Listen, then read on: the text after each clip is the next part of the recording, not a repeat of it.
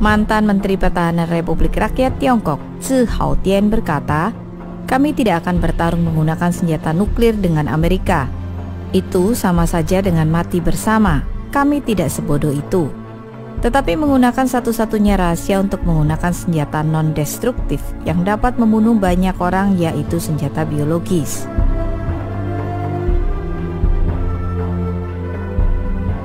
Apakah virus corona Wuhan adalah senjata biologis? Jika demikian, siapa yang membuatnya? Baru-baru ini, para ilmuwan India mengindikasikan bahwa protein lonjakan dalam novel virus corona, COVID-19, yang pertama kali ditemukan di Wuhan, memiliki sisipan unik yang mirip dengan HIV. Ilmuwan peneliti asal India, Anand Ranganathan, mentweet, "Ya Tuhan, ilmuwan India baru saja menemukan insersi mirip virus HIV/AIDS pada virus nCoV 2019 yang tidak ditemukan dalam virus corona lain." Mereka mengisyaratkan kemungkinan bahwa virus corona Wuhan ini adalah dirancang tidak kebetulan. Jika benar, itu akan sangat mengerikan. Media AS mencurigai COVID-19 adalah senjata biologis paling mematikan yang dikembangkan oleh Partai Komunis Tiongkok (PKT). Tetapi jauh sebelum para ilmuwan India menerbitkan makalah mereka, Zerohead, sebuah situs web keuangan berbasis AS, menerbitkan sebuah artikel yang menyatakan bahwa melalui spionase teknologi, PKT telah mencuri virus corona baru dari proyek penelitian Kanada dan bermaksud menggunakannya untuk pengembangan senjata biologis. Laboratorium Wuhan BSL-4 kebetulan adalah salah satu lembaga PKT yang terlibat dalam senjata biologis R&D. Dengan demikian, pandemi Wuhan mungkin telah bocor dari lab ini.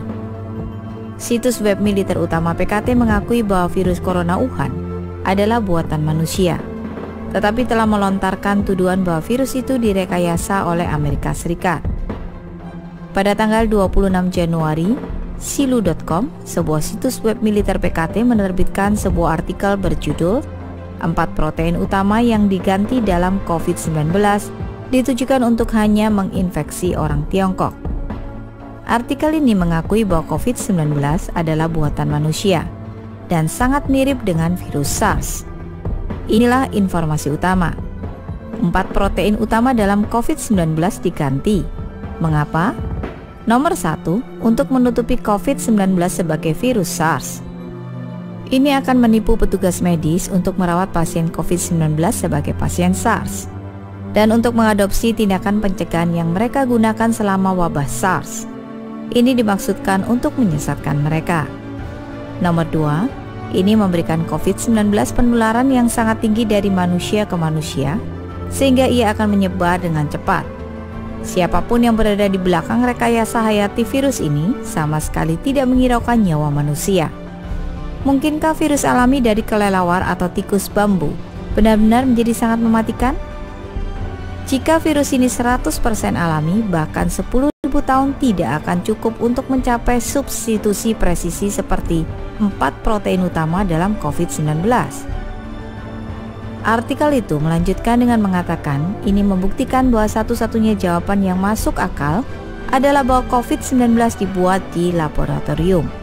Dalam artikel itu, sebuah subjudul tercetak tebal bertuliskan "Dari SARS ke COVID-19, Pengujian Rencana Genosida Amerika." Dengan kata lain, artikel itu menuduh Amerika membuat senjata biologis yang hanya menargetkan orang-orang Tiongkok. Subjudul lain dari artikel itu berbunyi, menargetkan hanya orang Tiongkok. 96% kematian akibat virus corona adalah orang Tiongkok.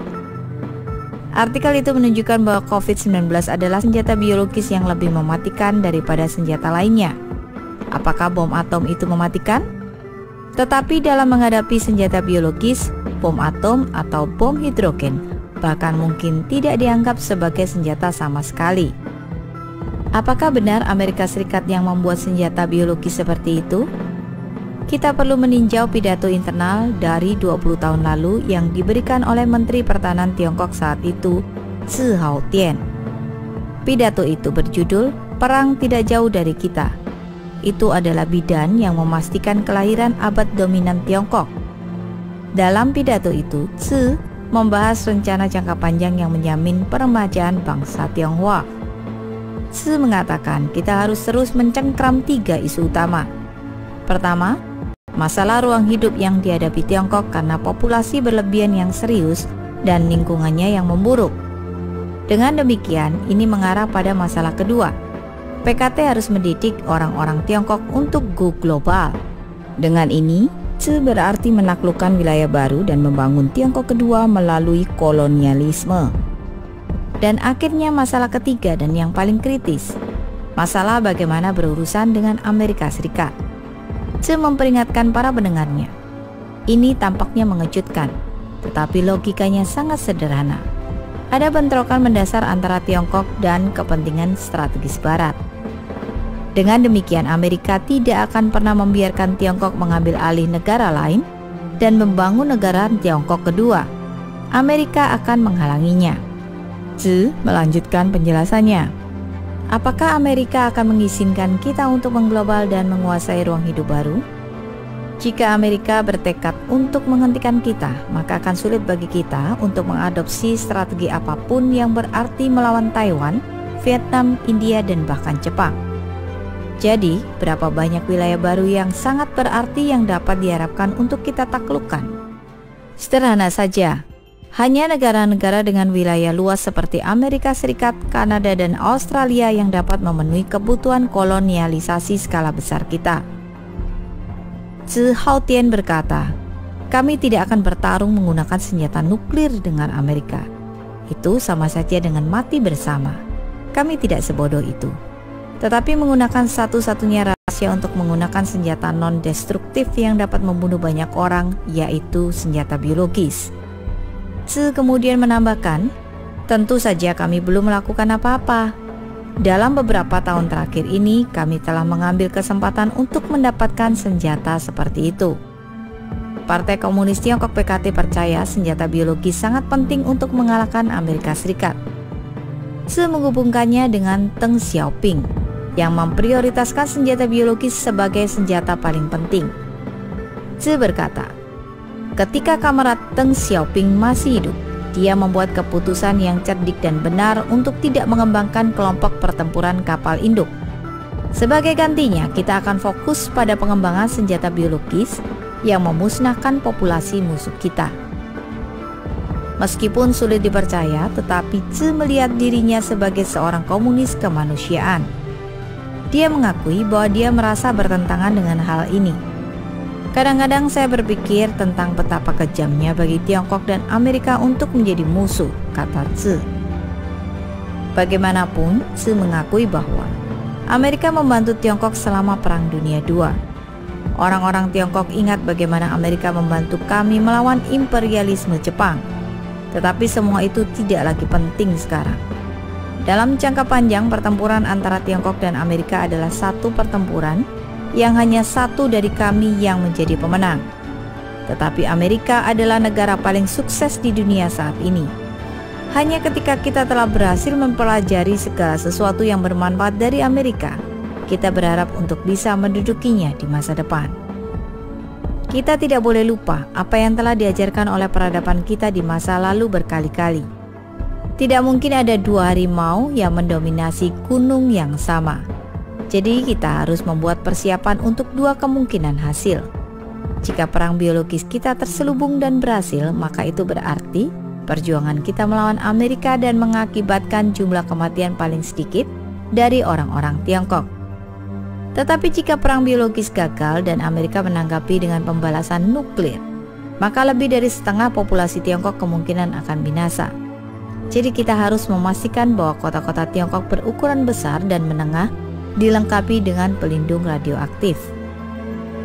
Namun untuk masa depan partai, negara, dan bangsa, kita harus maju dengan berani. Tidak peduli seberapa sulitnya hal itu, tidak peduli seberapa besar pengorbanan yang akan terjadi. Bahkan jika kita kehilangan lebih dari setengah populasi, ia dapat diregenerasi. Tetapi begitu Partai Komunis runtuh, semuanya akan berakhir selamanya. Sekarang setelah mengatakan itu, beberapa dari Anda mungkin bertanya-tanya, bagaimana dengan sesama rekan kita di Amerika? Ada beberapa juta dari mereka. Mereka mengatakan, bukankah Anda mengatakan orang-orang Tiongkok tidak akan membantai jenis mereka sendiri? Terhadap hal ini, Tzu berkata, rekan-rekan ini terlalu keras kepala dan tidak terlalu peduli pada kepraktisan. Jika kita bersikeras bahwa orang-orang Tiongkok tidak boleh membantai jenis mereka sendiri, bagaimana kita bisa membebaskan Tiongkok? Selain itu, kebanyakan orang Amerika keturunan Tionghoa menjadi beban bagi kita, dalam arti bahwa mereka telah tenggelam dalam pemikiran bourgeois dan liberal, dan mereka kurang menerima kepemimpinan partai kita. Jika mereka ingin selamat dalam peperangan, nanti kita harus melancarkan kampanye politik untuk menghadapinya dan mengubahnya. Jangan lupa, ketika kita mengalahkan kaum nasionalis Tiongkok Kuomintang dan membebaskan daratan Tiongkok, begitu banyak kaum bourgeois dan intelektual menyambut dan mendukung kita. Meskipun demikian, nantinya kita masih harus membersihkan dan mengubahnya melalui kampanye anti-revolusioner dan anti-kanan. Beberapa sifat alami orang-orang ini tersembunyi sangat dalam. Kami harus mengungkapkan siapa mereka sebenarnya melalui revolusi budaya. Ideologi Barat telah mendominasi dunia. Pemuda-pemuda kita telah dipengaruhi oleh pemikiran Barat tentang penghormatan terhadap kemanusiaan dan hak asasi manusia. Jadi kita tidak tahu pasti apakah orang-orang kita mendukung kita. Jika mereka menentang kita membersihkan Amerika, maka kita pasti harus melakukan langkah-langkah untuk menghadapinya. Karena itu, semua orang mungkin mengerti mengapa kita baru-baru ini memutuskan untuk lebih mempromosikan ateisme. Jika ateisme Barat ingin datang ke Tiongkok untuk melemahkan kita, dan jika orang-orang Tiongkok ingin mendengarkan Tuhan dan mengikutinya, lantas siapa lagi yang dapat mendengarkan kita dan mengikuti kita? Jika orang-orang kita mempertanyakan kemampuan Hu Jintao dalam memerintah dan meminta untuk mendirikan entitas pengawas untuk mengawasi perilakunya, dan jika pengunjung gereja mempertanyakan mengapa kami telah mengambil alih tempat Allah di gereja-gereja mereka, lalu bagaimana mungkin partai kita terus memimpin Tiongkok? Sekarang kita berada pada saat yang kritis, sebanding dengan ketika pasukan revolusioner kita saat itu sedang mempersiapkan diri sebelum menyeberangi sungai Yangtze. Tetapi selama kita fokus pada hal yang paling mendasar, yaitu mempersiapkan perjuangan militer, Komite Sentral percaya jika kita dapat menyelesaikan masalah Amerika, semua masalah dalam negeri kita juga akan dapat terselesaikan dengan mudah. Jadi, di permukaan, persiapan militer kita menargetkan di Sensor, tetapi sebenarnya ia menargetkan Amerika, dan tujuannya jauh melebihi mengalahkan kapal induk dan satelit AS. Dalam artikel itu, Tzu juga mengatakan, perkembangan ekonomi kita sebenarnya untuk mempersiapkan perang. Ini bukan untuk meningkatkan kehidupan orang-orang Tiongkok dalam jangka pendek. Ini juga bukan untuk membangun masyarakat kapitalis yang berorientasi konsumen. Dia secara terbuka menyatakan, kami masih menekankan pembangunan ekonomi sebagai fokus, tetapi pada kenyataannya pembangunan ekonomi berfokus untuk perang. Pada tahun 2003, tak lama setelah pidato Tzu Hautian, ia mengundurkan diri sebagai Menteri Pertahanan, dan pada tahun yang sama, SARS, coronavirus, pecah di Tiongkok. Secara kebetulan juga, di tahun yang sama otoritas Tiongkok memutuskan untuk membangun laboratorium virus P4, BSL-4 di Wuhan. Berdasarkan konten dalam pidato Tzu, mungkinkah virus COVID-19 yang dimulai di Wuhan berasal dari lab P4 Wuhan? Grid Game India percaya bahwa COVID-19 dapat menjadi senjata baru sebagai bagian dari skema PKT untuk mewujudkan komunisme jahatnya di seluruh dunia. Coba pikirkan semuanya. Bukankah ini sesuatu yang benar-benar menakutkan? Siapa di belakang senjata biologis ini? Mengapa mereka membuat senjata biologis ini? Negara-negara Barat belum memahami motif tersembunyi mengapa Tiongkok ingin ambil bagian dalam membangun laboratorium BSL-4. Seperti yang kita bicarakan, di kota Wuhan yang merupakan kota metropolitan utama di Tiongkok dan tidak jauh dari laboratorium BSL-4 PKT, COVID-19 terus menyebar dan menimbulkan kekacauan. Stephen K. Bannon berkomentar bahwa orang-orang di Barat mengalami kesulitan memahami gagasan bahwa beberapa pemerintah dapat membuat senjata semacam itu di laboratorium, kemudian melepaskan senjata-senjata ini untuk membunuh rakyat mereka sendiri. Ini belum pernah terjadi sebelumnya dalam sejarah manusia, dan pemerintah di Barat tidak bisa mempercayainya.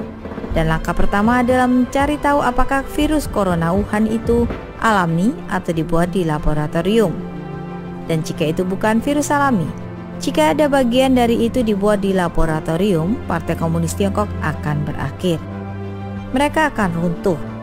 Dunia akan melawan PKT, termasuk orang-orang Tiongkok. Mereka akan berkata hal semacam ini tidak akan pernah terjadi lagi. Karena itu, situasi epidemi di Wuhan harus segera diselidiki, dan dunia perlu mengetahui kebenaran tentang apa yang terjadi.